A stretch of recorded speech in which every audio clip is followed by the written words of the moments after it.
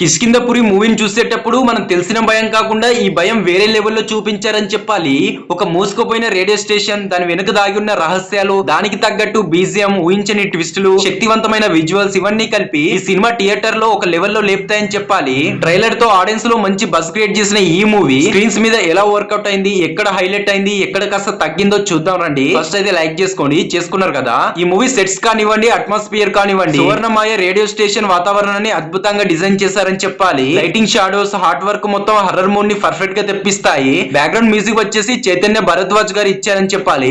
ఈ సినిమాకి ఇది ఒక హార్ట్ బీట్ లాంటిది. భయం, థ్రిల్లర్, ఎమోషన్ సీన్స్ అన్ని ఇవే హైలైట్ చేసిందని చెప్పాలి భయ్య. ట్రైన్ ఇంజిన్ సీక్వెన్స్ ఉంటుంది.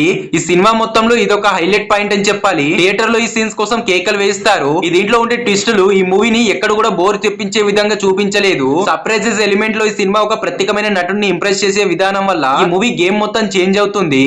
కొన్ని సీన్స్ అయితే డైరెక్టర్ చాలా అంటే చాలా క్రియేటివిటీ గా చూపించారు. మరి ముఖ్యంగా స్టేషన్ లో జరిగే ఫ్లాష్ బ్యాక్ సీన్స్ అయితే చాలా బాగా చూపించారు. ఓవరాల్ గా మూవీ ఎలా ఉంది బ్రో అంటే, ఫస్ట్ హాఫ్ మొత్తం స్క్రీన్స్ కలా అతుక్కుని పోవాల్సిందే. సౌండ్ డిజైన్, వాతావరణం, టిస్టులు ఆడియన్స్ ని కట్టిపడేస్తాయి. రెండో సగ భాగంలో మాత్రం కొంచెం ల్యాగ్ అనిపించింది. ముఖ్యంగా ప్రశ్నలకు క్లియర్ గా సమాధానం ఇవ్వకపోవడం, కొన్ని విషయాలు మాటల్లో చెప్పడం ప్రేక్షకులకు ఇవి కనెక్ట్ కావు. సీజే కూడా కొన్ని ప్లేస్లలో కాస్త వీక్ అనిపించింది. ఓపెన్ అయిన ఎండింగ్ పార్ట్స్ వచ్చేసి సంతృప్తిని మాత్రం కలిగించలేవు. బెల్లంకొండ శ్రీనివాస్ అన్న అండ్ అనుపమ గారు వచ్చేసి ప్రజలను భయపెట్టే ప్రదేశాలకు తీసుకువెళ్లి గోస్ట్ ఎక్స్పీరియన్స్ చేపిస్తూ ఉంటారన్నమాట. అలా ఒక రోజు వాళ్ళు అడుగులు నేరుగా 1989 లో మూతపడ్డ సువర్ణమాయ రేడియో స్టేషన్ కి వెళ్తాయన్నమాట. అక్కడ మొదలైన కొన్ని సంఘటనలు, ఆ స్టేషన్ వెనకాల దాగున్న రహస్యాలు అదే మూవీ స్టోరీ అన్నమాట. 1989 లో ఉద్యోగులు ఎందుకు ఒకేసారి మృతి చెందారు, లేక దయ్యాలను బారిన పడ్డాడా, నిజం బయటికి వచ్చిందా, లేక చరిత్ర మళ్ళా పునరావృతం అయిందా అన్నది మూవీ స్టోరీ అన్నమాట. ఈ మూవీ వచ్చేసి అద్భుతమైన గోస్ట్ హర్రర్ మూవీ ఎక్స్పీరియన్స్ అని చెప్పాలి. ఈ మూవీలో ఉన్న హైలైట్స్ పాయింట్ ఏవీ లేవు.